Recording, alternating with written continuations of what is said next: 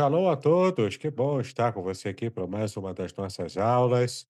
Nós estamos aqui hoje para falar de um tema muito interessante. É o texto de Provérbios, capítulo 8, versículo 22. Nesse texto, que alguns, né, algumas religiões, alguns grupos religiosos dizem que esse texto faz referência a Jesus Cristo e que, portanto, seria uma prova bíblica de que Jesus era uma criatura, um ser criado, no caso, criado por Deus, criado por Jeová. Será que isso é verdade? Será que é isso que esse texto diz? Será que Provérbios 8, 22 realmente fala sobre isso? Você vai descobrir nessa aula de hoje, tá legal? Você, então, que já é meu aluno, você sabe, como sempre, que o nosso material já está disponível na pasta da disciplina e também já coloquei à sua disposição lá. E você que me assiste pela internet, que ainda não é o meu aluno, mas você tem acesso também a esse material lá no grupo do Telegram, o grupo chamado Exegese e Exposição Materiais. Nesse grupo do Telegram, você tem acesso a todos os PDFs que eu tenho colocado no meu canal do YouTube, estudos especiais, aulas aqui do seminário e também pregações minhas, enfim, tem muito material lá bom lá, né? Entra lá no Telegram e busca o grupo Exegese e Exposição Materiais, tá legal? Então você vai ter acesso a esse material todo de graça. Eu não cobro nenhum centavo para você ter acesso a esses materiais gratuitamente, tá legal? Muito bem, sem mais delongas, eu quero agora apresentar a vocês aqui o professor Samuel Monteiro. Ele é o professor de hebraico muito conhecido na internet, fala fluentemente hebraico, fala fluentemente inglês, deve falar árabe, aramaico, deve falar japonês, chinês, deve falar coreano, não é? Ele é o quitoglota, né? Não é nem poliglota, já é pentaglota, né? Ele fala um monte de línguas, ele é o criador, ele é profissional de TI, por isso você está vendo, você já vai ver aqui a tela, né, onde ele está aqui. É um profissional muito competente de TI. Ele é o criador, idealizador e criador do site e também do canal do YouTube chamado Hebraico Pro, tanto o site quanto o canal do YouTube. E o seu site ele é muito conhecido, muito acessado, e ele sempre está incrementando alguma coisa. Saiu uma ocasião, ele me pediu para dar umas ideias a ele do que colocar lá. Eu dei uma ideia e ele prontamente conseguiu usar a sua genialidade, o seu expertise na parte de TI e colocou lá. Olha só, ele fez a minha ideia, já está funcionando, e essa ideia vai te ajudar muito a você fazer o seu trabalho de exegese da nossa matéria de exegese no ano que vem. Vocês vão ter que produzir um trabalho exegético de aproximadamente 30 páginas, para exegese completa, o nível acadêmico, e esse recurso que ele implantou vai ajudar muito numa parte importante do seu trabalho exegético, e você vai ver aqui a partir da apresentação de hoje, tá legal? Professor Samuel Monteiro, tudo bem com você? Pastor Bignon, boa noite. Erev Boa Tov, noite. né, em hebraico. É, Tudo bem, graças a Deus. shalom, né? Shalom para você, shalom para Falou. todos. Você consegue clicar aqui na parte de baixo, nesse botãozinho verde, para espelhar a sua tela e você abrir, então, o site Hebraico Pro e finalmente apresentar-nos, né, essa grande novidade. Muito bem, já estamos vendo aqui a sua tela. Agora a palavra é sua, professor. Pode mandar brasa aí. Tá todo mundo vendo? Pode falar? Sim, estamos ouvindo e vendo. Oi, gente, boa noite, né? Como o pastor Deison já me apresentou aí, meu nome é Samuel Monteiro, né? Eu sou desenvolvedor desse site aqui, o Hebraico Pro, né? Eu comecei a estudar hebraico em 2001, tá? Faz tempo aí, né? faz mais de 20 anos que eu estudo hebraico todo dia, tá. E eu me dedico bastante ao estudo hebraico, né, e em 2002 eu comecei a fazer esse site, né. Comecei bem de brincadeira, até porque na época eu não sabia muito de hebraico, né, fazia mais ou menos um ano que eu estava estudando, né, mas com o tempo acabou virando, né, uma coisa bem séria, né. Vou entrar lá em Gênesis para vocês verem, né. Então aqui no Gênesis, ele tá do jeito, assim, que eu quero deixar o site inteiro, tá, não tá o site inteiro dessa forma, né, ou seja, você tem a língua portuguesa aqui, aí você tem o texto hebraico, interlinear, né, então você tem a palavra em hebraico, logo abaixo você tem a transliteração e depois a tradução, né. Mas infelizmente não está no site inteiro, né, por isso que eu peço pro pessoal contribuir com esse valor aqui, né, 4,99 por mês, tá. Meu objetivo é atingir 600 pessoas doando esse valor, porque daí eu vou poder ficar o dia todo aqui, né, e terminar o projeto, senão não dá tempo de terminar o projeto em vida, né, e eu não tô exagerando, porque eu faço isso aqui na hora que eu tenho tempo, né. Eh, então a pessoa que contribui, o site fica sem as propagandas, então isso aqui vai desaparecer, isso aqui também, né, isso aqui também, isso aqui é uma propaganda do Google, ele sabe que eu sou o dono do site, então ele não mostra aqui a propaganda, ele põe um quadrado cinza, né, acho que pra não desperdiçar as visualizações, mas daí isso aqui some também, né, fica bem mais legal de usar o site sem as propagandas, né. Além disso aqui, né, na verdade, juntamente com isso aqui, eu vou fazendo também, a questão dos manuscritos do Mar Morto, né, que para mim é a parte mais interessante do site, pelo menos é a parte que eu mais gosto do site, né. Tem muita coisa aqui, ó, muita explicação sobre o manuscrito, né. E depois aqui você entra no manuscrito em si, né. Ah,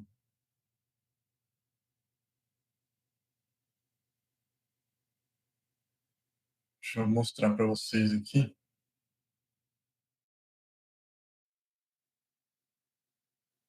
tirar essas coisinhas da frente, tá, né. Então aqui está o manuscrito, né, esse aqui é o manuscrito de Isaías, mas a intenção é fazer com todos os manuscritos do Mar Morto, tá. Ele é meio interligado lá com a Bíblia, né, então se você entrar aqui no Isaías lá na Bíblia, né, o mesmo trabalho que eu fiz aqui, eu fiz lá na Bíblia também, naquela outra tela que a gente estava lá, tá. Então aqui você tem o manuscrito, né, você pode, eh, aproximar a imagem aqui, né, ver ele inteiro. Se eu clicar aqui no exibir versículos, então você vai ver o número dos versículos. Então aqui é Isaías 1:1, aqui é Isaías 1:2, né, 3, ele mostra tudo aqui, né. Uma outra coisa que a gente tem aqui também é exibir as diferenças, né, olha só. Essas aqui são as diferenças que tem entre o manuscrito e o texto da Bíblia que nós temos hoje, tá. Fica assim, né, quando você afasta, fica tudo meio confuso, né, mas quando você aproxima a imagem, né, dá para ver legal. Então aqui é a palavra da Bíblia, né, e aqui é a a palavra do manuscrito e aqui a palavra da Bíblia que nós temos, né. E todas essas diferenças aqui ele vai explicando, né. Por exemplo, se você for ver a maioria das diferenças, você vai ter aqui, ó, ortografia diferente, mesma palavra, 47 ocorrências, nessa página aqui, certo? Se você for vendo aqui, não, a maioria delas aqui são, palavras marrons, né, ó, que nem aqui "lo", né. Se você olhar, você só tem 2 letras aqui na Bíblia, só que no manuscrito tem três letras, né, você tem o Lamed, o Vav e o Aleph, né. E esse manuscrito é de muita importância, né, por exemplo, isso daqui, né. você tem o Lamed e o Aleph, isso aqui tem muito cara de lá.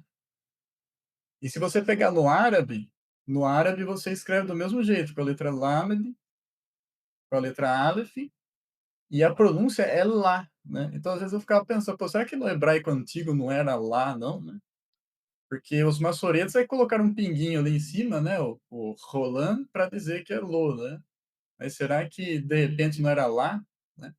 Aí os manuscritos do Mar Morto, eles provam que não, provam que era Lô mesmo, porque você tem o Lamed aqui, aí você tem o Vav para fazer o som de O, né, e o Aleph, né. E todas as diferenças aqui ele vai, explicar, né. E se você clicar aqui na palavra, ele desce aqui na explicação, né, e ele vai explicar o que está ocorrendo, tá. E se você clicar no número do versículo, que é o 1, 2, então ele vai abrir a transcrição, né. Então é o mesmo texto, né, só que transcrito. Então aqui é a Bíblia que nós temos hoje, e aqui é o texto do manuscrito, né. Se você pegar aqui, por exemplo, nessa página, apesar de todas essas diferenças, olha só, total de diferença que afeta o significado, 0% nessa página aqui, né. Se você olhar até de longe, né, você fala assim: "Poxa, é outro texto", mas não é, tá. Se você olhar aqui, é o mesmo texto, né. As diferenças são coisas desse tipo, né, aqui tem 2 letras, está escrito "Lô", aqui tem 3 letras, está escrito "Lô" também, tá. E algumas outras coisinhas, né. Acho que na terceira página, se não me engano, você tem alguma diferença lá. Também não. Vamos ver se na segunda. Na segunda você tem 0,37, né, por cento de diferença de significado, né, então, menos de 1%, tá. Aí se você for ver a diferença, você vê no vermelho. Então vermelho, palavra diferente, significado diferente, né. É só você clicar, você pode esconder tudo, né, ó, esses botõezinhos aqui eles vão esconder, aí você clica no botão vermelho aqui, ele vai exibir a palavra em vermelho, né, que está, diferente. Então você tem essa daqui, né, e essa daqui. E se você clicar nela, é bem interessante essa explicação aqui, ó. Em M é o texto massorético, tá, que é o texto da Bíblia que nós temos hoje, né. Então em M temos Me e Lim, pelos carvalhos, já que em Que, né, no Qurã é, né, o texto do Mar Morto. Temos Me e Lim. Então veja a pequena diferença, é só um risquinho, né. Só que olha a diferença de significado, pelos deuses, né. Então nas Bíblias que nós temos hoje é pelos carvalhos, e no manuscrito do Mar Morto está escrito pelos deuses. Veja a grande diferença que um simples iode pode causar. A Septuaginta traz neste versículo pelos ídolos, o que concorda com o quê? Quer dizer, o texto da Septuaginta ele está mais próximo do texto dos manuscritos do Mar Morto do que das Bíblias que nós temos hoje. Portanto, a grande chance da leitura original ser Me-Elim, pelos deuses, ídolos, e não Me-Eilim, pelos carvalhos. A dificuldade de se escolher a leitura Q e M vem pelo fato de que os israelitas escolhiam carvalhos e jardins para praticarem rituais pagãos. Portanto, a tradução pelos carvalhos faz sentido pelo contexto da época. Além de que carvalhos e jardins parecem fazer uma melhor combinação do que deuses e jardins, né. Então, esse aqui é o trabalho, né, então quem quiser, né, contribuir, é só entrar aqui, né, no site, né, vai ter essa propagandinha aqui, vai clicar, e aí você vai, se tornar membro lá do canal Hebraico Pro no YouTube, né, por R$ 4,99. Aí você usa aqui sem propagandas, você está contribuindo para eu conseguir terminar isso em vida, né. Só para vocês terem uma ideia, a primeira página lá do manuscrito eu demorei 2 anos para fazer, né. E o manuscrito tem, se eu não me engano, 54 páginas, então vai dar 108 anos para fazer. Eu não vou viver até os 150 anos, né, então não dá tempo para terminar em vida não, né. É só fazer as contas, é uma questão matemática, né. E tem também, né, essa questão aí, que o pastor Davidson falou, de um recurso novo aí que eu acabei de pôr, porque ele pediu, né. Porque esse site eu faço ele primeiro para mim e depois para as pessoas, né. Tudo que eu fiz aqui foi pensando assim: "Pô, seria bem legal se tivesse um negócio assim, assim, assim", né, que nem: "Pô, que legal se tivesse um negócio aqui que eu poderia clicar", você tá vendo, Eu clico aqui, e aí eu já abro o Strong, né, ó, certo? Então tem toda a explicação aqui do Strong, né. Também aqui eu posso escolher o próprio dicionário do site Hebraic Pro, né. Então você tem esses 2 tipos de tradução aqui que você pode estar fazendo, tá. E aí o pastor, Davidson tinha pedido para mim um jeito mais fácil da gente conseguir fazer o texto interlinear, porque dá muito trabalho, e dá mesmo, tá. Eu nunca tinha pensado nisso, porque como eu sou programador, aí quando eu preciso do texto interlinear, eu dou um comandinho aqui nas minhas ferramentas aqui, ele monta para mim, né. E aí eu colo no Word, né, eu faço o que eu quero. Mas para quem não tem esse tipo de conhecimento, realmente fica difícil, né. Então eu criei aqui, isso porque o pastor pediu, né, esse botãozinho aqui, o botãozinho de copiar, e aí você clica aqui, ó, copiar e interlinear, tabela Word, tá. Aí ele vai, perguntar para você aqui qual que é o número de colunas que você quer. Eu vou deixar o 4, que é o padrão, né, vou clicar OK aqui. Aí ele copiou. Você pode ver que nesse versículo aqui do Provérbios 8 eu ainda não fiz aquele trabalho, ó. Ainda não tem a tradução em português aqui embaixo, tá. Eh, Aí que eu posso fazer? Posso vir aqui no Word, né, e colar. Então já fica certinho, né, ó, Halô, Rohma, então eu posso vir aqui e colocar a tradução, né, ó. Acaso a sabedoria, né.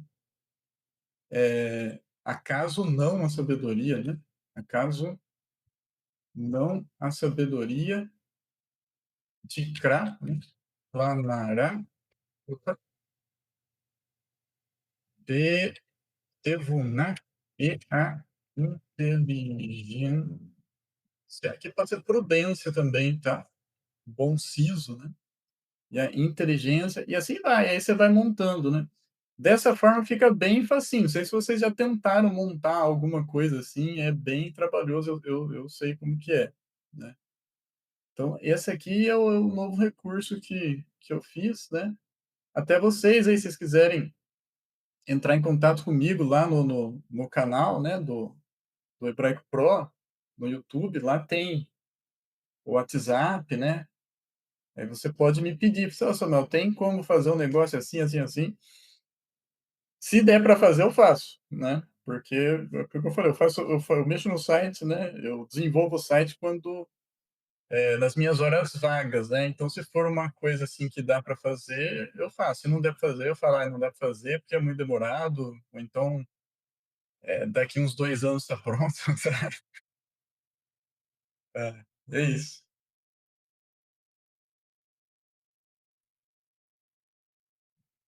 Muito bem, professor.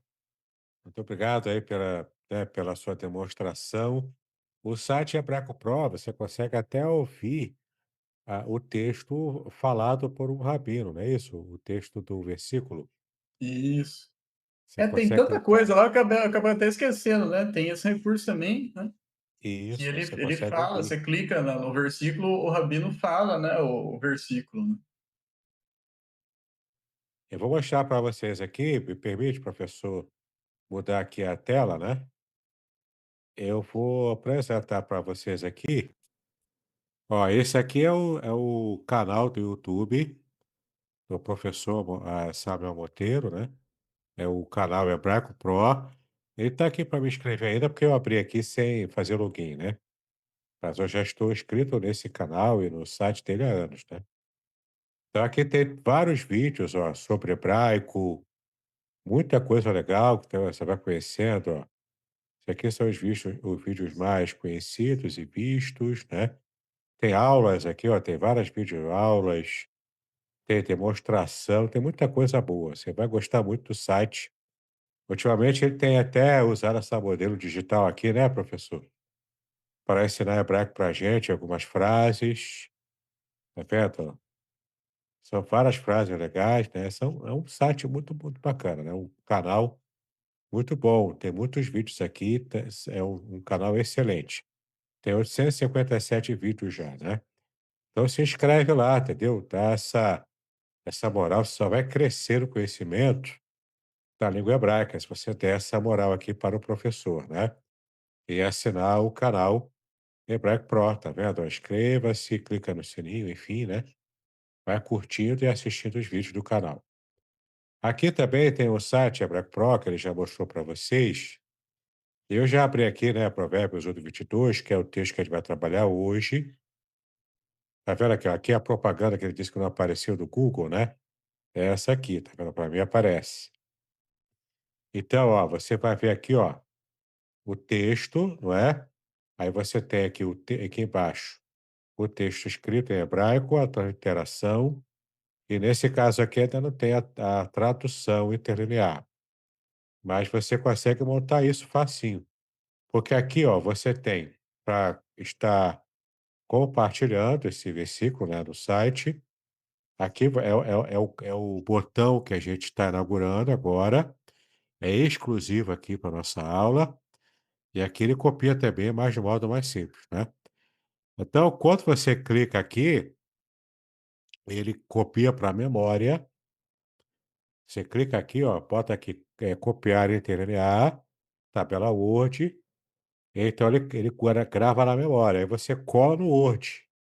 Eu já fiz esse trabalho, eu colei aqui no Word, olha como é que ficou, tá vendo? Eu já dei uma eu já dei uma guaribada aqui, né, fiz uma diagramaçãozinha aqui, coloquei aqui, ó, porque é nesse padrão aqui que tem que colocar um trabalho de exegese, entendeu? É o texto hebraico, a transliteração, aqui é de modo resumido, né, a toda análise morfológica, e aqui embaixo a tradução interlinear, seguindo naturalmente a ordem das palavras em hebraico, né? Então você tem aqui Adonai, né? O tetragrama, então a transliteração é YHWH e a tradução também a gente faz igual, porque é o tetragrama. A gente pronuncia Adonai, né? É o querer perpétuo, como eu já tenho ensinado a vocês. Aí eu coloquei aqui, ó, tá vendo? Aqui é o substantivo, nome próprio. No caso aqui, ó, Canani, né? A transliteração tem aqui a descrição, que é o verbo no caso, perfeito, terceira pessoa do masculino singular, mais o sufixo de primeira pessoa do comum singular. E aí você pega isso aqui e vai montando essa tabela, é a tabela de tradução para interlinear. Aí se eu fosse clicar aqui para tirar a grade, fica o texto todo organizadinho, até sem grade nenhuma, né? E fica show de bola para você apresentar um trabalho exegético nos livros que eu escrevo, nos meus livros do Salmo 23 e do Salmo 91, que eu trabalhei a exegese versículo a versículo. Eu fiz aqui nesse formato, eu fiz aqui essa tabela de tradução interlinear, hiperliteral, né? Então, com esse recurso que o professor colocou no site agora, vai ficar muito mais fácil. Você consegue, ter pouco trabalho para trabalhar, para mexer, né? E fica assim uma tabela muito bonita, muito bem feita, muito organizada, tá vendo aí? E fica um trabalho assim bem profissional mesmo, né? Então, facilita muito. É assim, 90% de facilitação trabalho praticamente pronto, né, para você, montar o seu trabalho exegético, entendeu. Então aqui no site Hebraico Pro, o site é www.hebraico.pro.br. Você entrando lá, você já salva o site para o seu computador, que você vai usar bastante, né, especialmente no ano que vem. E não esqueça, o botão de clicar é esse aqui, ó, esses 2 papezinhos aqui, né, que é o símbolo da cópia do que está aqui. E então você vai ter um trabalho muito fácil usando esse recurso novo que ele lançou essa semana, né, professor? Foi lançado essa semana. Isso, essa é a semana.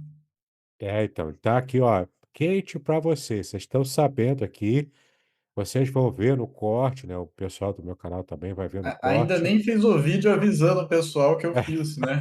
Nem saiu o vídeo Então, ainda. nem saiu, né, ele vai fazer ainda, né, e também vou lançar aqui. Então, olha só, é primeira mão para gente, né, um recurso que nos atende 100%. Aproveitando que a gente está aqui, né, com o professor, eu acho que ele vai querer ficar até o final da aula, eu não sei, mas se ele não quiser ficar, aproveitem agora, façam perguntas a ele. Você que é meu aluno, né, aproveita, agora você tem aqui um especialista em hebraico, ele sabe mais hebraico do que eu sei português, né? Então façam perguntas a ele aí, ó, ele sabe, ele conhece até a língua de marciano, né? Língua lá de Marte, ele também, se ele parar lá, ele sabe falar lá. Ele toma um cafezinho lá em Marte, né? Muito bem, então. Professor Samuel, muito obrigado pela sua presença. Eu tenho certeza, né? O Bruno está falando aqui que ele está sem microfone. Eu tenho certeza que você fez um trabalho aqui excelente e o povo só vai ter noção do que está ganhando hoje, né? Depois que usar. Eu já usei, eu já sei que ficou muito fácil usar e é realmente um material muito bom, tá bom? Então, conheçam o trabalho do professor Samuel Monteiro, tanto o canal do YouTube quanto também o site hebraico.pro. E se você puder, assina lá. Assine, né? Seja membro do site e também ajude o professor a terminar esse trabalho maravilhoso. É um trabalho muito especial, trabalho de nível acadêmico, envolvendo os manuscritos do Mar Morto. Se você quiser conhecer um pouco mais sobre os manuscritos do Mar Morto, no meu canal do YouTube tem uma entrevista que eu fiz com o professor Samuel Monteiro, um podcast que eu fiz com ele, perguntando tudo sobre os manuscritos do Mar Morto. Ele explicando tudo como é que funciona, da onde veio, a importância, e também falando com mais detalhes sobre esse projeto dos manuscritos do Mar Morto, que ele também apresentou aqui, tá legal? Então é um trabalho muito bem feito, que eu recomendo que você esteja conhecendo. Aliás, o professor Samuel Monteiro foi que prefaciou o meu comentário do Salmo 23. Alguns aqui já têm o meu livro do Salmo 23, né, têm gostado bastante dele. Foi o professor Samuel Monteiro, esse que falou aqui, que fez o prefácio do livro para mim, tá legal? Então você vê que é realmente um trabalho de muita qualidade, tá bom? Então tá aqui, eu usei esse material para você ver como funciona, como fica fácil fazer essa parte técnica para um trabalho exegético, né? Vamos começar então a falar hoje sobre o, o conteúdo propriamente da sabedoria que vamos tratar hoje. Eu já preparei aqui esse, esse artigo exegético, ele tem 32 páginas, veja só, é praticamente uma exegese completa, de 32 páginas, tá bom? É um trabalho bastante interessante, também relevante. Por quê? Porque tem grupos religiosos, especialmente o grupo das Testemunhas de Jeová, que usam esse versículo de Provérbios 8, especialmente o versículo 22, usam esse texto aqui para falar a heresia de que Jesus foi criado por Jeová. E pelo fato de Jesus ter sido criado por Jeová, isso quer dizer que eles colocam Jesus a como sendo a sabedoria, usam inclusive um texto isolado da palavra de Deus, né, que é um texto de 1 Coríntios, e pegam esse texto isolado que diz que Jesus é o poder de Deus e a sabedoria de Deus. Então fazem a ponte direta e dizem: olha só, aqui está dizendo então que se Jesus é a sabedoria de Deus, em Provérbios 8 apresenta que a sabedoria foi criada por Deus, então Jesus, né, logicamente, na cabeça deles, Jesus foi criado por Deus. Veja que raciocínio, né, que eles usaram aqui. É uma completa forma de interpretar sem considerar uma exegese acadêmica, sem considerar uma exegese profissional, usando as técnicas e todos os recursos de uma exegese muito competente, né? Então, infelizmente, há grupos que fazem assim, e hoje a gente vai fazer uma refutação dessa doutrina baseada simplesmente numa interpretação sem nenhum tipo de critério exegético mais profissional, tá? Então você tem aqui, ó, todo esse conteúdo, tem aqui o resumo, né? Você tem aqui a introdução, metodologia, que eu não vou apresentar tudo como está aqui, porque senão vai demandar muito tempo, né? Mas você tem aqui muito conteúdo bom, tá? Tudo é explicado aqui, tintim por tintim, o que eu vou falar de modo resumido, usando também uma apresentação que já está disponível para você. Tanto você que é meu aluno tem acesso lá na sua pasta da matéria, quanto também aquele que não é meu aluno ainda vai ter acesso no grupo do Telegram chamado Exegese e Exposição Materiais. Tá legal? Então, de qualquer forma, você não vai ficar sem esse conteúdo, você que tem interesse nesse estudo, tá legal? Então aproveita, é gratuito para você. Eu quero mostrar para você agora aqui a nossa apresentação. Aqui é de uma forma muito mais resumida, em apenas 15 páginas, metade das páginas, né, e muito mais abrangência mais geral, que você vai ver aqui. Como que a gente pode entender esse texto de Provérbios 8, especialmente o versículo 22, mas toda a perícope é Provérbios 8, de 22 a 31. E aqui você vai ver toda a perícope da exegese, que é o texto completo. Perícope é o texto completo em que a gente faz uma exegese, né? Então você tem aqui essa apresentação onde você vai ter acesso ao conteúdo. Bom, deixa eu ver como é que eu faço aqui, então. Vai ter que ser aqui na mão, né? Então, os nossos objetivos aqui, tá? O objetivo que a gente tem aqui para fazer essa exegese. Primeiro, refutar o conceito criacionista aplicado a Cristo na perícope. A perícope é de Provérbios 8, defendido por grupos heterodoxos, tá legal? Então, para você que curte apologética e fazer uma apologética com bastante conteúdo, né, com bastante segurança, a exegese, ela te ajuda a defender a sua fé. E, além disso, o outro objetivo da nossa exegese, compreender o impacto do verbo canar na teologia da sabedoria, tá? Você também vai ter acesso a isso agora, tá bom? Então vamos lá, aqui o nosso objetivo, né, o resumo de toda a exegese. Exegese histórico-teológica de Provérbios 8, de 22 a 31, investigando o verbo canar. Então guarda aí o verbo canar que a gente vai trabalhar hoje.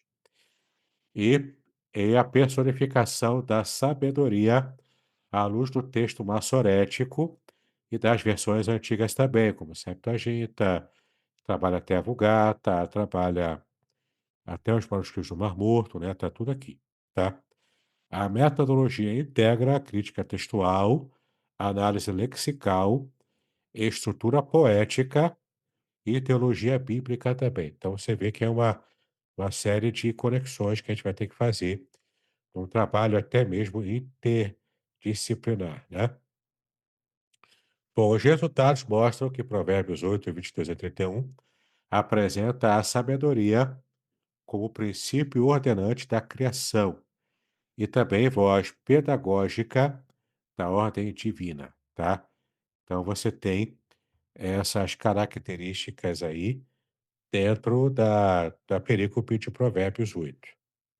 Conclui-se que a sabedoria é posse eterna de Adonai e fundamento ético do cosmos, cuja recepção patrística reinterpretou cristologicamente, mas sem eliminar o valor poético original. Então a gente vai ver que a parte da interpretação criacionista de Cristo veio devido a um pensamento patrístico, tá? Na história da igreja. Então você tem as palavras-chave aqui: exegese, sabedoria, Provérbios 8, criação e Caná, tá?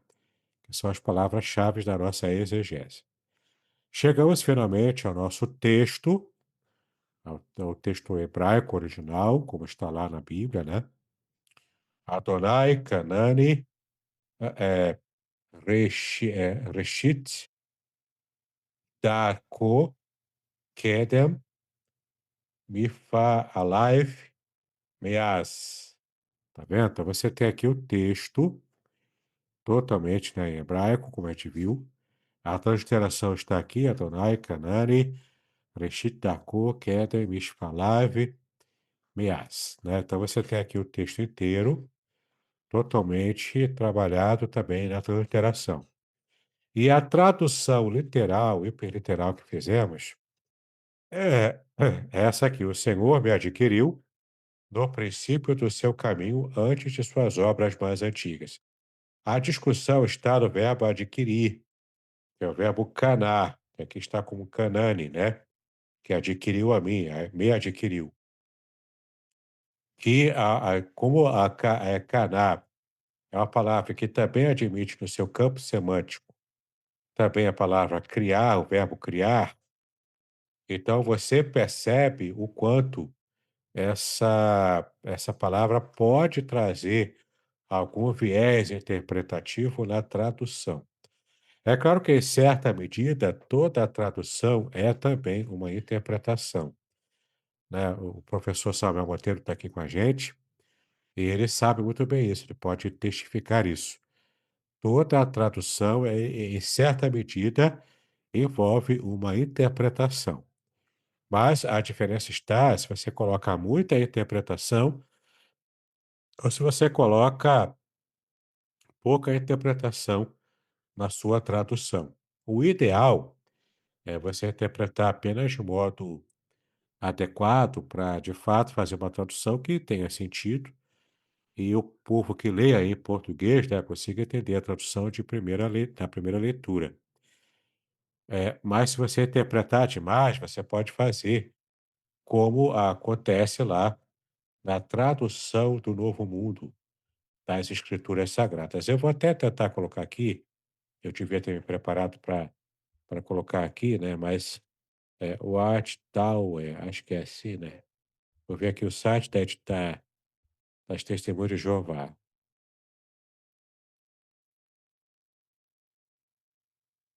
Eu vou colocar aqui para ver como que eles fizeram a tradução deles. Aqui, jw.org.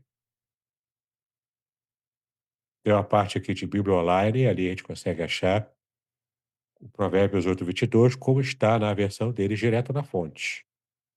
Aí eu estou aqui, ó, deve ser aqui na parte de biblioteca, deixa eu ver se não tem a Bíblia destacada aqui. Acho que não, né? É direto lá nos recursos mesmo. Então, esse é o site oficial deles. Aqui, Biblioteca Bíblias, né? Então, eu vou pegar aqui a Bíblia mais recente deles, que é a edição de estudos dessa aqui. Eu acho que é coisa nova, eu não tinha visto, não. É uma edição de estudos deles. Vou ver se tem algum comentário legal aqui, né? Para a gente poder comparar. Aqui, ó, Provérbios, capítulo 8. Rolando aqui até o versículo 22. Aqui, Jeová me produziu com o princípio do seu caminho. Claro que vai ter um comentário aqui, né? Deixa eu ver que tipo de comentário é. É a letra Q. A letra aqui, seguindo aqui, ó, 822. Letra Q, ó. São referências marginais de outras palavras. Eles já linkaram aqui com João 1, versículos 1 a 3 e João 1,14, que, claro, fazem referência a Jesus, né? Vou dar uma olhadinha aqui. Eu vou ler aqui na Nova Almeida Atualizada, João 1, de 1 a 3. No princípio era o Verbo, e o Verbo estava com Deus, e o Verbo era Deus. Ele estava no princípio com Deus, todas as coisas foram feitas por ele, e sem ele nada do que foi feito se fez. E o 14, o Verbo se fez carne e habitou entre nós, cheio de graça e de verdade, e vimos a sua glória como a do unigênito do Pai. Você vê que aparece aqui a palavra verdade, né? A palavra glória também, e o verbo principalmente, como está na tradução, né, de João Ferreira de Almeida. Deixa eu ver se tem aqui o texto. Aqui só tem uma margem aqui, mas enfim. Já deu para entender que aqui eles linkaram o versículo 22 com o verbo produzir. Aqui, né, na sua nova versão da Bíblia de estudo deles, né? Aqui aparece o texto. Ó. Aqui deve ter algum comentário também. Mas aqui aparece o texto, ó. Como está na versão deles, né? Na versão da Testemunho de Jeová. No princípio era a palavra estava com Deus, e a palavra era um Deus. Aqui já tem diferença, né? A palavra era um Deus. Ele estava no princípio com Deus, todas as coisas vieram a existir por meio dele, e sem ele nem mesmo uma só coisa veio a existir. E no João 14, de modo que a palavra se tornou carne e residiu entre nós, e nós vimos a sua glória, uma glória como a de um filho unigênito de um pai. Filho unigênito do pai não está no texto grego. Foi um acréscimo interpretativo na tradução do Novo Mundo, né, que é a tradução da Testemunho de Jeová. Ele estava cheio de favor divino e de verdade. É interessante que aqui você também tem acesso a uma edição anterior da Bíblia, né, do Novo Mundo, da edição do Novo Mundo. Deixa eu ver se eu consigo acessar aqui, que ele meio que travou aqui. Vou estar lá no início, biblioteca aqui, Bíblias. Vamos dar uma olhadinha aqui nas Bíblias. Essa aqui, essa capa preta aqui, é uma tradução anterior. Ela, durante muito tempo na minha vida, eu estudei nela, né, quando eu estudava na minha adolescência com eles, com as Testemunhas de Jeová. Não sei se você sabe, mas eu quase me tornei testemunho de Jeová. O meu avô era testemunho de Jeová, batizado. Mas vamos olhar aqui como era uma versão anterior, que, se eu não me engano, se eu estou lembrado bem, tem diferença lá. Então, Provérbios 8, eu estou vendo agora aqui, é o capítulo 8, ver se ele está lendo ainda. Vou pegar aqui o versículo 22, para a gente ver como que eles traduziram antes, né, da tradução nova, que eles colocaram lá um verbo mais suavizado, né? Mas aqui, ó, versículo 22. O próprio Jeová, na verdade é o mesmo, né? É o mesmo verbo que eles usaram aqui. O próprio Jeová me produziu, tem com o princípio, né? Aqui também tem um detalhe. Aqui, ó, aqui já é um comentário mesmo. Produziu o hebraico Canani, que é o texto da Septuaginta Ectissemi. Me criou, tá vendo? Eles colocaram porque, de fato, na Septuaginta está o verbo criar. Então, aqui ele fez apenas um comentário linguístico das traduções clássicas da Bíblia, né? Então, de fato, aqui está bem coerente. Eu não lembro se estava desse jeito na versão impressa real, né? Mas nessa versão online aqui, que está a versão anterior, está com pequeno comentário aqui, o verbo é produzir, igual à tradução atual da Testemunha de Jeová. Né? Fala de caminho, a mais antiga das realizações, amor e tal. Versículo 24 também, né? Quando não havia águas de profundeza, foi produzida, tá? Mas a questão é que eles fazem, não apenas essa tradução, mas eles fazem também a interpretação. Nos comentários dos livros deles, das revistas que eles usam, né? Sempre fazem esse comentário, linkando, né? Como a gente viu ali as referências, linkando Jesus, né? Com a sabedoria aqui. Será que nesse contexto realmente se refere a Jesus? O contexto é primário de Provérbios 8? Será que ele realmente dá margem para a gente cristianizar a palavra sabedoria, que em hebraico é Chokhmah? Sabedoria Chokhmah, em hebraico, é a sabedoria prática. É a sabedoria de colocar em prática um conhecimento que você já tem. Então, você recebe a instrução, adquire um conhecimento, e quando você coloca em prática, você está sendo sábio. Esse é o sentido de Chokhmah na Bíblia, né? Então, a tradução literal seria: o Senhor me adquiriu. Porque o verbo canar, primariamente, nesse contexto também faz muito mais sentido, é adquirir, comprar, entendeu? E não propriamente criar, embora esteja dentro do campo semântico, lexical da palavra, mas não faz sentido no contexto. No contexto, adquirir faz muito mais sentido, tá? Por isso que a gente traduziu assim. Raiz literal, então, né? Literal é o kof, o nun e o re, tá bom? Kof, nun, re é a palavra caná, né? O Pinhani, aqui no texto está no tronco kal. Vocês ainda vão estudar troncos verbais comigo. A gente está chegando lá, provavelmente. Até o final do ano a gente já começa a falar um pouco sobre troncos de verbos. E no ano que vem, já com a responsabilidade de fazer a exegese de uma perícope, né, especial que eu vou escolher, a gente vai estudar também os troncos verbais e alguns paradigmas verbais, tá? Mas só para poder adiantar um pouco o processo, o Binyan é o tronco verbal, em que o verbo caná está conjugado aqui no texto Provérbios 8, 22. E o tronco é o calo. O calo é o tronco da ação simples. A ação simples é uma ação também na voz ativa, né? E ação simples sem muita, sem estar criando, né, nenhum tipo de intensidade.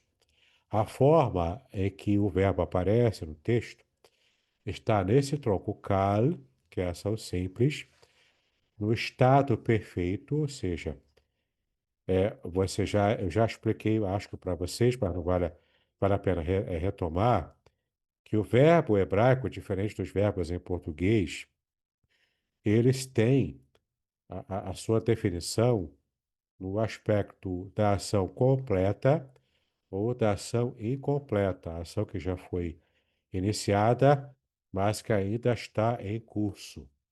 Então você tem aqui a ação simples da voz ativa. O aspecto desse verbo aqui é o aspecto perfeito, ou seja, é uma ação que já terminou, uma ação que já cumpriu o seu ciclo completo e já fechou o arco da ação, tá? Então você tem o verbo no tronco da voz ativa, ação simples, ação já completada, e o verbo está conjugado na terceira pessoa do masculino singular. Ele está acrescentado o sufixo, né, pessoal, de primeira pessoa, o comum singular, que é canani. Não é? Essa terminação com o iota, a gente já sabe que faz referência a ani, não é? Que é a primeira pessoa, portanto. O sentido aqui nessa passagem é: ele me adquiriu, ou ele me possuiu. Adquirir no sentido de comprar ou possuir no sentido de ter a posse, né? Se comprou, tem a posse, é nesse sentido, tá? Não propriamente o sentido criar, embora a Septuaginta tenha trazido essa interpretação na sua tradução clássica. Ela fez uma opção por traduzir como criar, tá? Mas a gente vai ver aqui como que o contexto favorece adquirir ou possuir. Temos ainda o valor aspectual do verbo, que é a ação completa, está no perfeito, né? Ação completa, anterior, portanto, à criação, nesse contexto aqui. Como a ação já está completa e a criação de tudo, né, aconteceu após a sabedoria ter sido adquirida ou possuída por Deus. Então, poeticamente, a gente percebe aqui que o tempo da ação verbal ele é anterior à própria criação do mundo. Então, de fato, Deus, o texto diz que Deus já possuía a sabedoria como uma característica dele, não como uma pessoa separada de Deus, mas a sabedoria personificada aqui, e essa personificação é de um, de uma qualidade abstrata, né? Que em português a gente chama de prosopopeia ou personificação. Então, a personificação seria essa forma de dizer que Deus já tinha essa qualidade, esse atributo da sabedoria antes mesmo dele criar tudo. Claro, Deus é eterno e a eternidade de Deus é absoluta. É aquela eternidade que abrange a eternidade passada e futura. A eternidade completa e absoluta. A eternidade, ela é parcial. É uma eternidade conceitual que ela abrange apenas o futuro. A vida eterna abrange apenas o futuro, mas o nosso passado não é o passado de alguém que já era eterno, porque nós tivemos um começo, tivemos um início. Nós, de fato, fomos criados.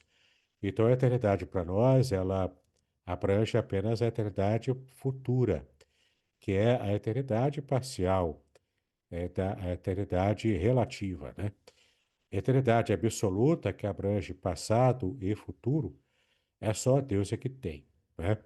E você perceba aqui que como essa sabedoria poeticamente, essa sabedoria personificada, ela poeticamente está sendo aqui atribuída ao próprio Deus como possuidor da sabedoria, né? Desde antes da criação, aqui remete à eternidade passada. Portanto, a sabedoria, ela é um atributo de Deus que sempre fez parte da sua essência, da sua natureza. Claro, é uma questão óbvia. Se Deus não tivesse já a sabedoria, ele não podia criar o universo. Sem sabedoria, Deus não teria condições de criar o mundo inteiro e o universo. Então, a sabedoria, aqui poeticamente, nessa prosopopeia hebraica antiga, né? Nessa espécie de prosopopeia antiga no hebraico, a sabedoria personificada, ela é apenas uma forma ilustrada, poética, de mostrar que Deus sempre possuiu esse atributo da sabedoria absoluta para criar tudo. Por isso é o valor espiritual do verbo, como aparece aqui, que demonstra essa ação completa, portanto, anterior à própria criação de tudo. Então a sabedoria não pode ter sido criada por Deus, porque Deus não pode criar nada, nem a própria sabedoria, sem que ele tivesse sabedoria. Entende?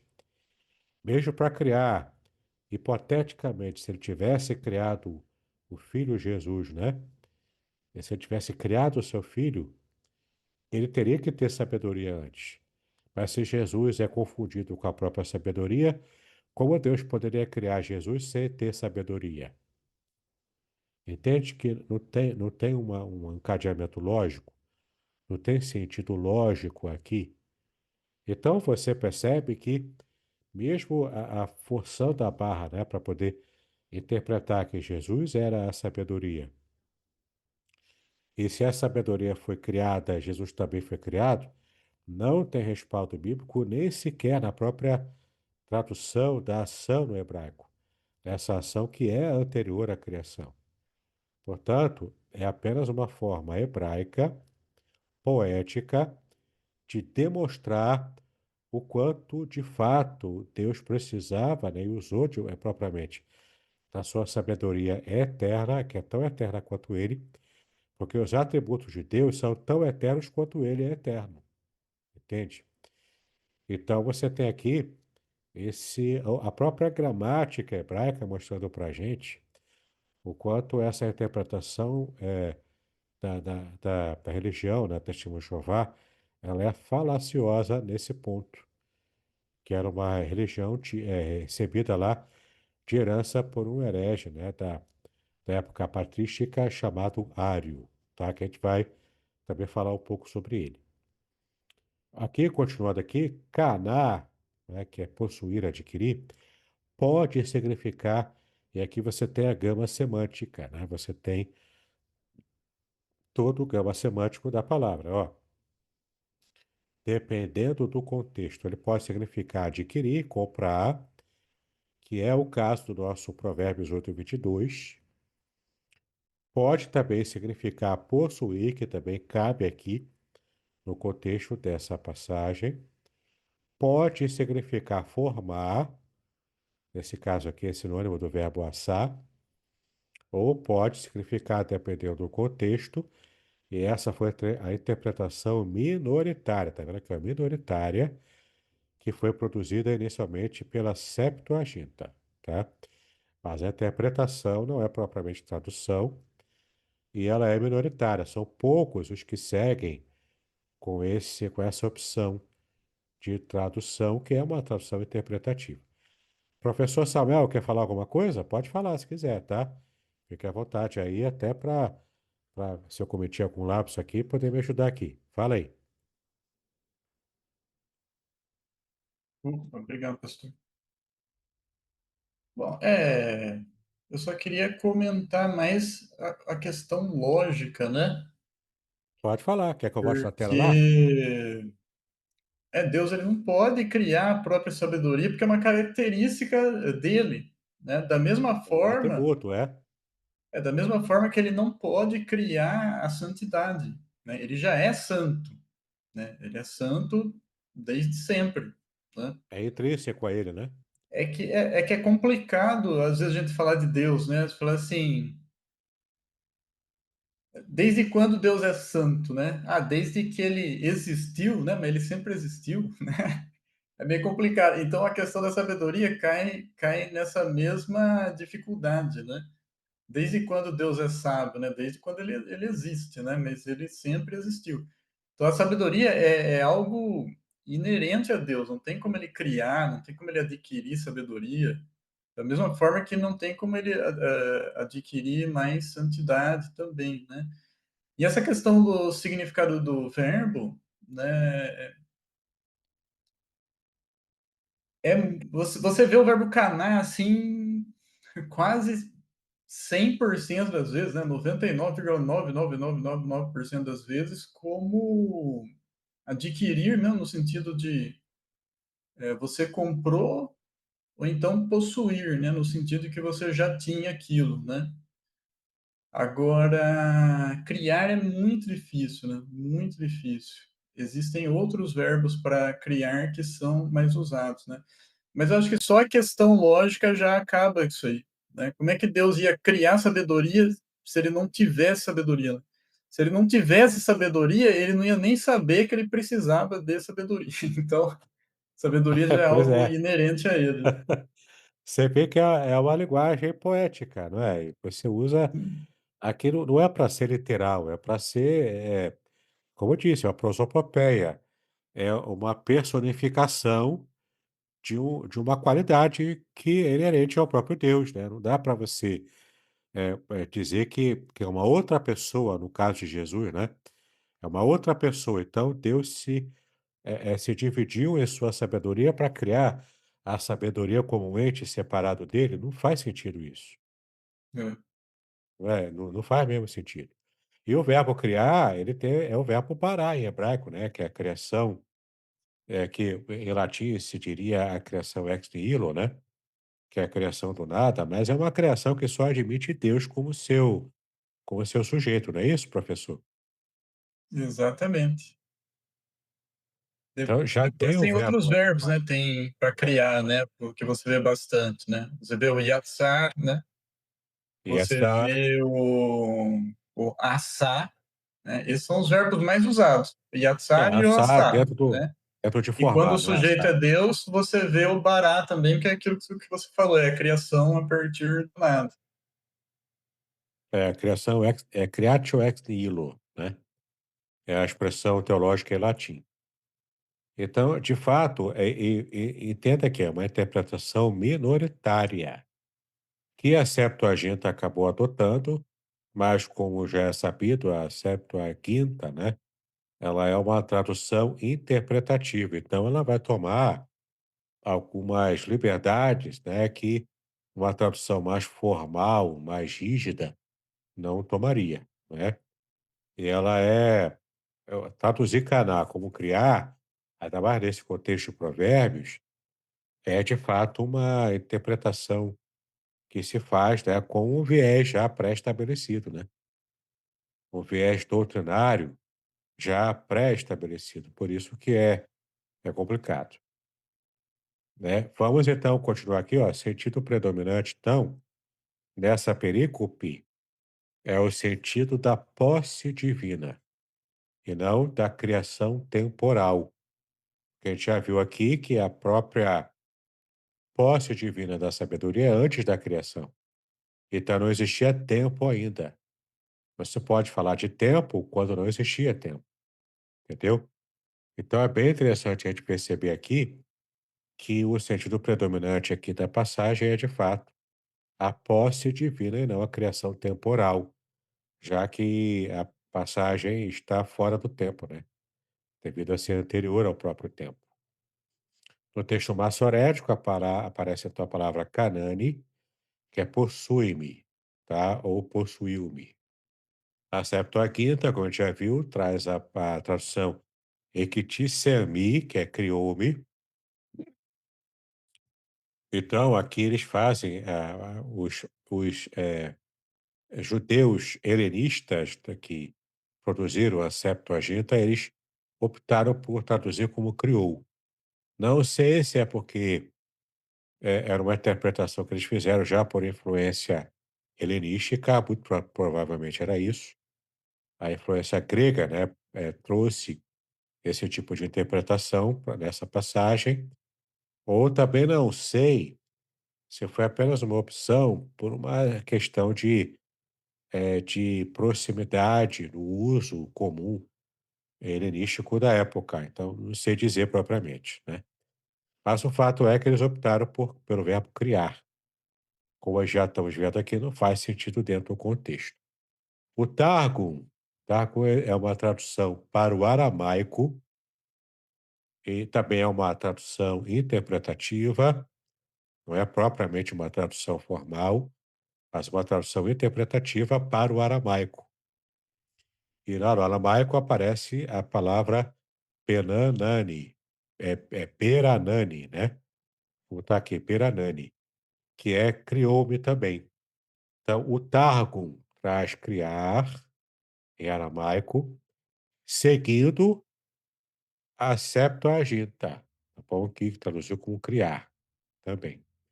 Já a Vulgata Latina de São Jerônimo, ele já produziu com possedit me, ou possedit me, né? Que é possuiu-me. Está mais de acordo com o texto hebraico, de Canani. Está mais de acordo com o original. Então, na Vulgata, por incrível que pareça, ela é também uma versão muito usada na Igreja Católica, ela é uma versão clássica, e ela então abandona essa tradução de criar-se, que é derivada da Septuaginta, e volta, faz o retorno digamos, o retorno triunfal para o texto maçorético, como nós conhecemos, né? A tradução altera, portanto, o conceito de eternidade da sabedoria, porque, de fato, o fato de Deus possuir a sabedoria faz dela, como de fato é, um atributo eterno de Deus, portanto, presente com ele desde a eternidade passada. E se fala criar, ele passa a criar a partir daquele momento, antes da criação. Então, essa sabedoria não é parte dele. Como que ele criou a sabedoria sem ter sabedoria, a gente não sabe dizer, que não é um erro lógico ali, né? Mas o fato é que você tem aqui, a própria Vulgata está atestando o texto maçorético. Três seções principais dessa perícope inteira, são em três partes, tá bom? Dos versículos 22 a 26, onde entra o nosso texto aqui analisado, fala da anterioridade da sabedoria. De 27 a 29, fala da cooperação criadora da própria sabedoria. É claro, para poder Deus criar todo o universo, ele teve que usar o atributo da sabedoria, que aqui nesse capítulo de Provérbios 8 está personificado de forma poética. E versículos 30 e 31 fala do deleite de se possuir a sabedoria e de se usá-la, não é? Então, até mesmo dentro do próprio contexto da perícope, você tem aqui uma progressão. Ela é anterior, portanto, ela é eterna tanto quanto Deus é. Ela cooperou na criação e ela traz felicidade, ela traz deleite, prazer a Deus pelo fato de usar a sabedoria para dar vazão a todo o seu ímpeto divino criador. Então você percebe aqui que há esse paralelismo sinônimo e progressivo, não é? Porque você tem a sabedoria aqui andando, né? Tudo fala sobre ela, né? De uma forma bem paralela, como é característico dos textos poéticos hebraicos, especialmente o texto de sabedoria, né? Também, como é Provérbios inteiro, é assim.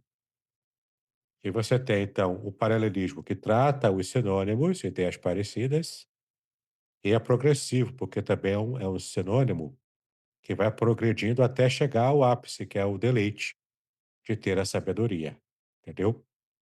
O ritmo do texto, né, da perícope é uma estrutura de hino sapiencial, então é aquela própria estrutura típica desse hino sapiencial, que é muito característico dos povos, né, do antigo Oriente Médio, né, do antigo Oriente Próximo, como se dizia, e também, né, na Bíblia, na propriamente a Bíblia.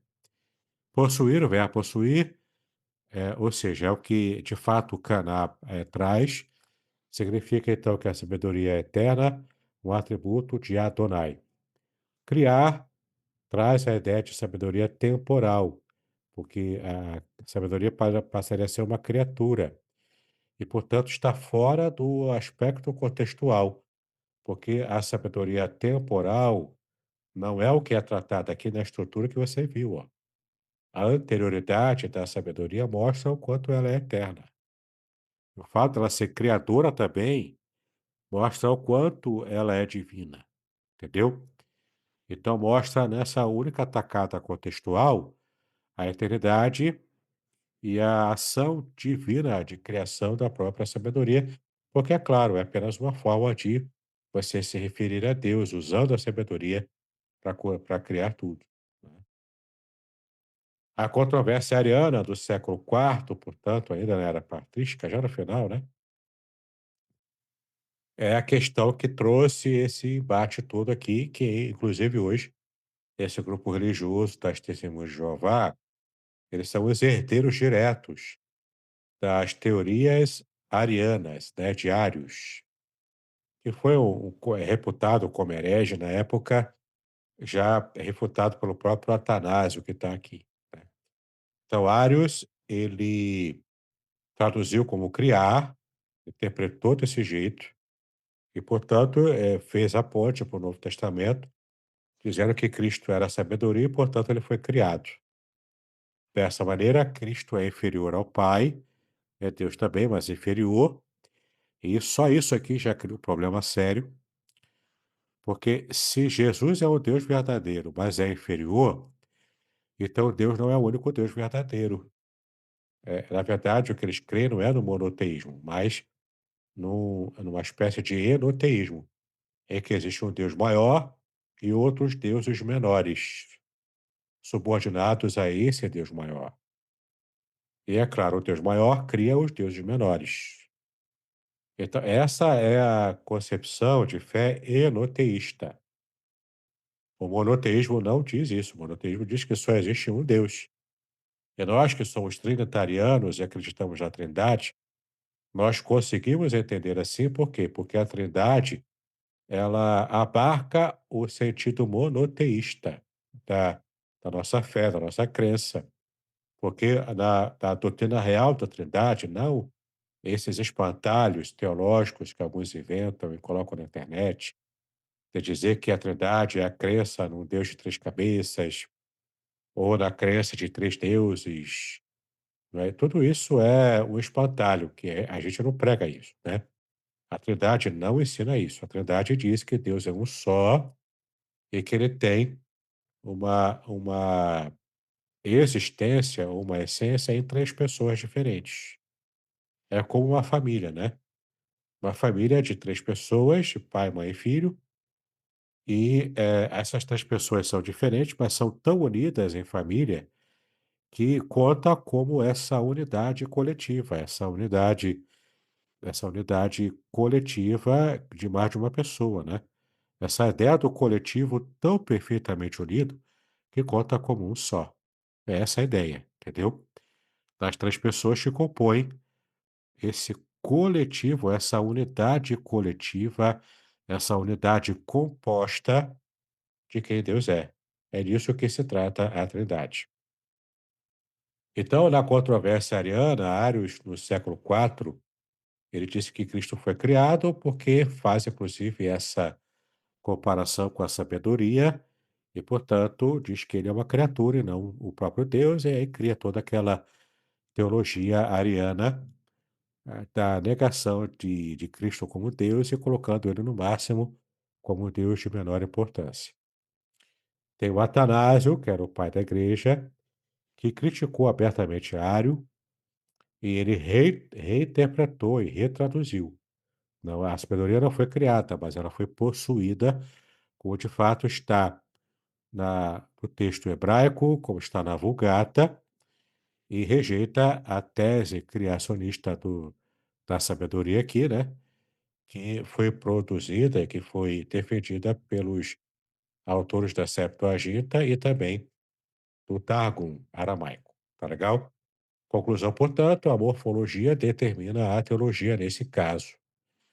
Então, a teologia tem que estar subordinada à morfologia, que é o estudo morfológico de Caná, que não é criar, mas está muito coerente com o contexto em ser traduzido como, possuir ou como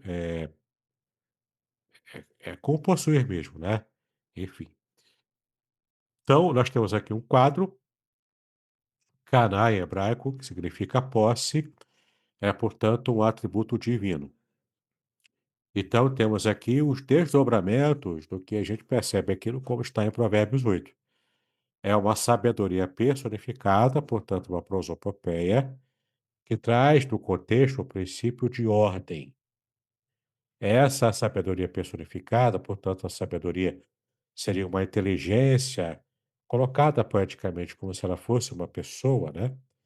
É para demonstrar que Deus trabalhou na criação usando o princípio da ordem, porque ele usou da sabedoria para poder criar a ordem e de forma inteligente, intencional, autoral, ele criar todo o universo. Portanto, a criação envolve a racionalidade divina em ação. Como é que ele vai usar a racionalidade divina? Pela sabedoria. Ah, lembra que eu falei que o conceito de sabedoria Rohma, em hebraico, é o conceito de sabedoria praticada. A sabedoria não teórica, como é a influência grega, né? Na influência grega, A sabedoria é você pensar, é você filosofar, é você abstrair, né? E trabalhar de modo abstrato uma ideia, e só isso seria a sabedoria para o grego, a sofia grega. Mas a sabedoria Rohma, em hebraico, ela é mais prática, é mais concreta, ela é mais pontual, né? Você consegue enxergar essa sabedoria.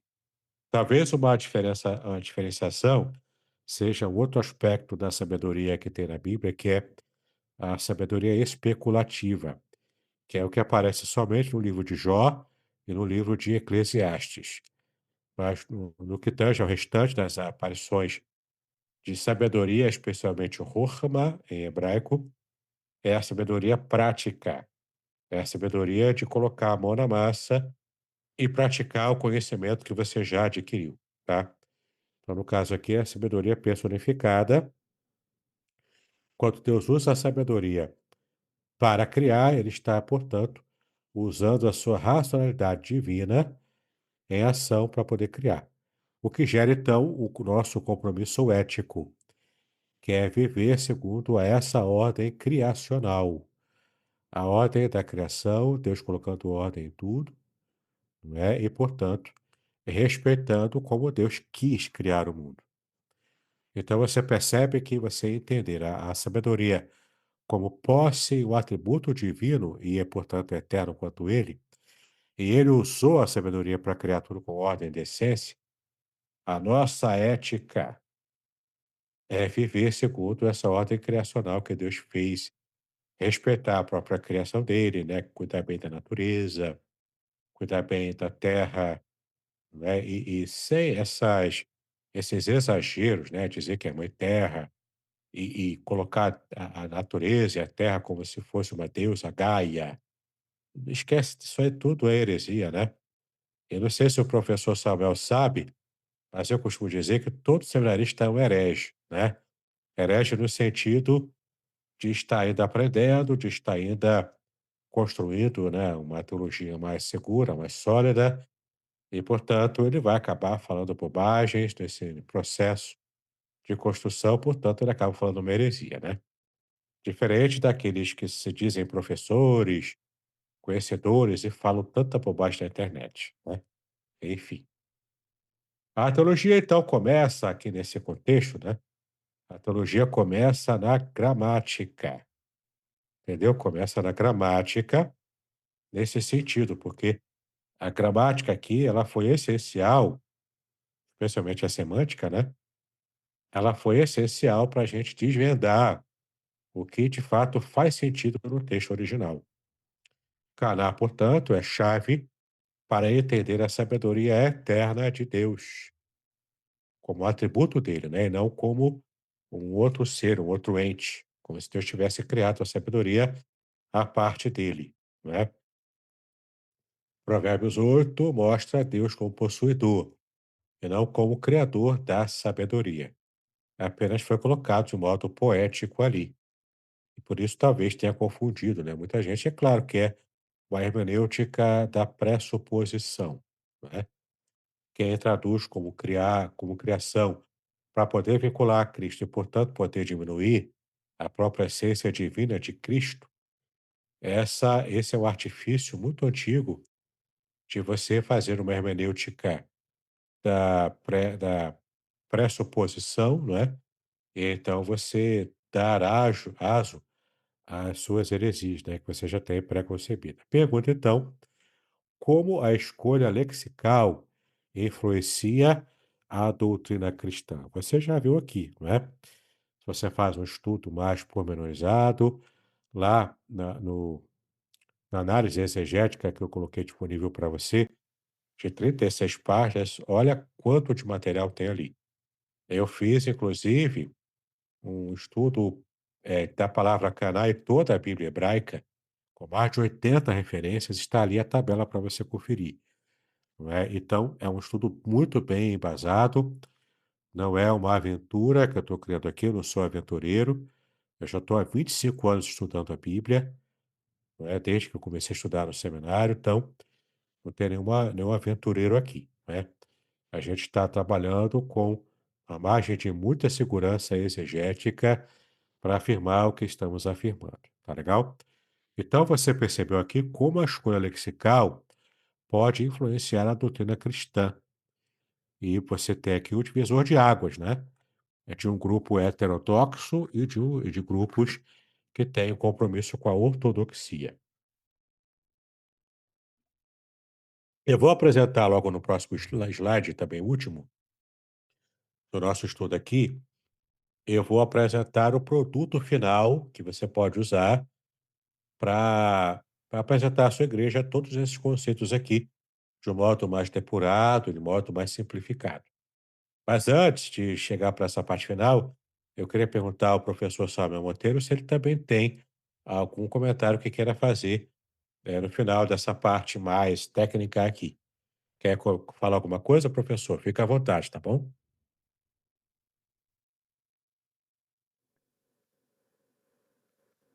Está satisfeito? Tá tudo bem? Não, tranquilo, é bem Sati- legal. É, Eu só confirmo o que você falou, é isso mesmo, né.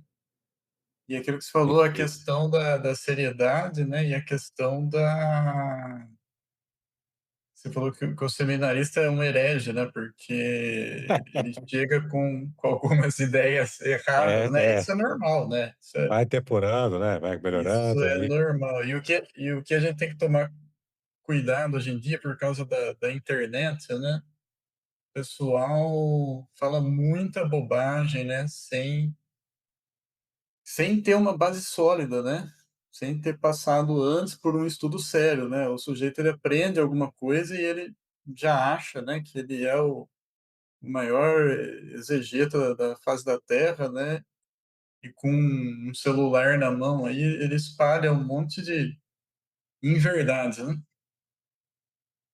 É, sim, né? Infelizmente, a gente tem que lidar com isso, né? Daí a importância de apologetas. Nós temos um aluno aqui, eu acho que ele não conseguiu entrar até agora, pelo menos tem o número 3 aqui, que eu não sei. Esse aqui é trinitariano, né? Ele tem o número 3 aqui, então eu não sei quem é que está aqui. Mas se for o Davi Monteiro é um seminarista nosso aqui, que ele tem pretensão de trabalhar a apologética cristã quando ele terminar o seminário. Ele vai dedicar, pelo menos é o que ele disse, né? Que ele vai dedicar o seu ministério, depois de formado, à apologética cristã. Então você tem aqui uma exegese como uma ferramenta formidável, uma ferramenta uma ferramenta muito forte, né, para trabalhar a exegese. O trinitariano aí, o 3 é Marcos Roberto, é outro aluno, né, não é o Davi. Muito bem, então, vamos seguir então aqui o produto final que eu quero deixar para vocês, que vocês podem usar até pregar na igreja, né, desde que você diga que foi o que forneceu o sermão, você pode pregar na sua igreja, tá. É só dizer: "Ó, isso aqui eu peguei com o professor Davidson, hein, com o pastor Davidson Pinhon". Então tá aqui, ó, a comunicação exegética que você pode fazer, é um dos exemplos, né. A aula que eu fiz hoje já é propriamente uma comunicação exegética. Mas também um produto final que eu deixei para você, também lá no na análise, né, exegética, tá lá o sermão inteiro trabalhado lá, inclusive comentado. Você pode usar esse esboço e pregar num sermão doutrinário, né, um sermão expositivo doutrinário, trabalhando a exegese de Provérbios 8, de 22 a 31. O título sugerido é A Sabedoria que ordena a criação, né, ordena tudo.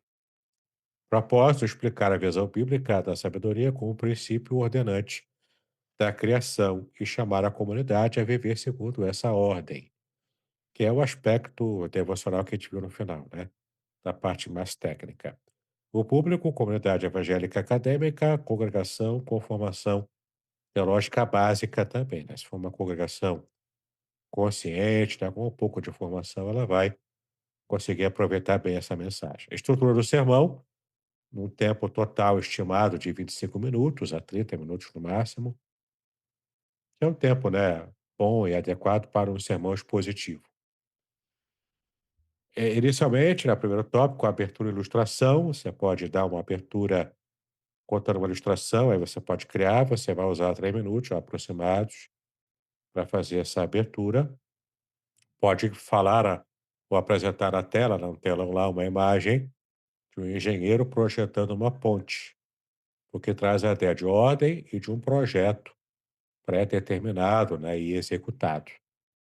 Então você pode projetar essa imagem, pode criar uma história também envolvendo criação com o engenheiro ou algo assim, né? Enfim, inicie de modo ilustrado, de modo criativo, contemporâneo, né? Sempre costumo dizer aos meus alunos de homilética, que é arte de pregação, que você deve, antes de começar propriamente com o texto, trabalhar o contexto histórico e o texto em si, você começa nessa abertura falando do hoje, falando dos interesses do seu ouvinte atual. E depois você vai para o texto e explica o texto. Porque aí você vai ter um gancho já criado no coração do ouvinte, e quando você for explicar o texto trabalhando o que você já fisgou, o seu ouvinte vai estar mais interessado em ouvir o que você tem a falar no conteúdo bíblico, né? Então você dá a sua abertura de 3 minutinhos, só, é pouquinho tempo, tá? Não perde muito tempo com isso aqui não. Leitura do texto, é a leitura propriamente, e tradução literal. No minutinho você consegue fazer a leitura, que é para apresentar o texto literalmente como ele é, né? Então você começa a exposição com 12 minutos, aproximadamente, que é a parte maior do seu sermão, são os tópicos propriamente, né? O ponto um, 2 e 3. É o esquema de sermão típico, né? Reformado, o sermão de 3 tópicos. Então, ponto um, você leva 4 minutos para cada ponto, né? Aproximados. Então, ponto um, sabedoria como origem e posse. Explicar Caná e as alternativas de tradução. Justificar a leitura cautelosa como posse e não como origem, tá? Então, a sabedoria não é origem aqui, mas é posse, essa é a ideia de posse. Aí, no primeiro tópico, você vai explicar de modo simplificado, sem dificultar muito, né, para o seu público ouvinte. Ponto 2, sabedoria como cooperadora na criação. Então, você vê a evolução natural do próprio texto, da própria perícope. Você trabalha a sabedoria como posse de Deus, portanto, intrínseca a ele, e o próprio texto, naturalmente, dos versículos 27 a 29, vai tratar da sabedoria como cooperadora na criação. Então, você vai listar aqui, como está no texto, né, os atos criativos de Deus, enfatizando a função ordenante. Fique tranquilo que lá no texto maior, ali na análise exegética propriamente, tem o sermão inteiro ali trabalhado, tá? Para você usar e aperfeiçoar ali. Por fim, o ponto 3, né, o terceiro tópico aqui dá o argumento, sabedoria como deleite divino e humano. Ou seja, aqui é o clímax da coisa, né?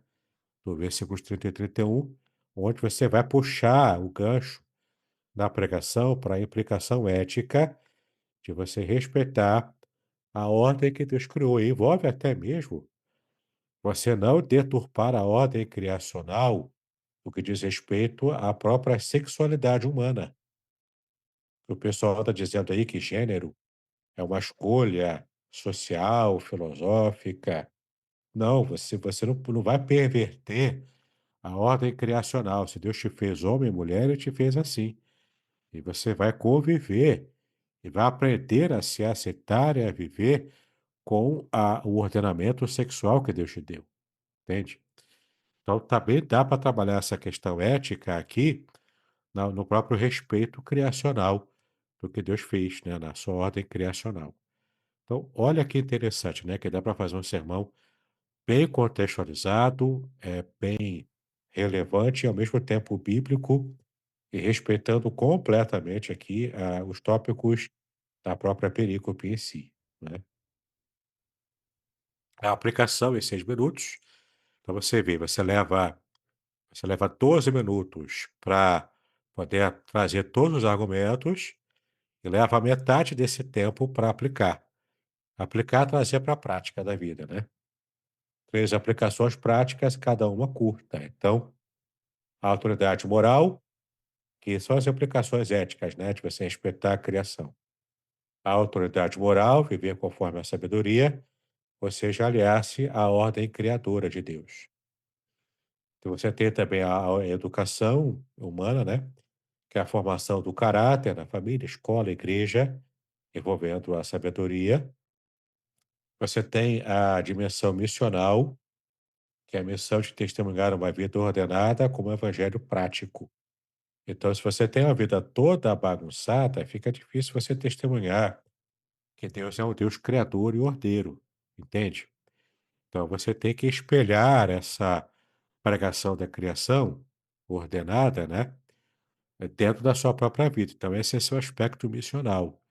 E a missão que você tem, de você eticamente estar, de fato, vivendo o que você vai falar na sua pregação expositiva. E, por fim, na pregação aqui é a conclusão e o convite, em 2 minutos também, quando você vai fazer a síntese de todos os argumentos e conclusões aqui da aplicação. Depois dessa síntese, você dá aquela sensação de que vai terminar, de que vai pousar o avião, né? E então você vai fazer a oração final para então terminar a mensagem e entregar a palavra ao dirigente do culto. Tá legal? Então esse aqui, ó, essa foi uma exegese com um sermão expositivo apresentado. E você só vai fazer os tópicos desse sermão expositivo depois de você trabalhar estruturalmente, gramaticalmente, historicamente, exegeticamente, propriamente a perícope inteira, entendeu? Perfeito? Então, alguém quer fazer alguma pergunta? Alguém quer falar algo? Quer comentar sobre esse sermão? Você pode pegar lá e usar, desde que você diga qual foi a fonte que você tirou. Tá legal? Muito bem, muito bem, muito bem. Então, terminamos por aqui o nosso conteúdo dessa aula, né, especial sobre a sabedoria de Deus. Espero que tenha sido uma bênção para você que me assiste aqui e paz e bênção sobre a sua preciosa vida.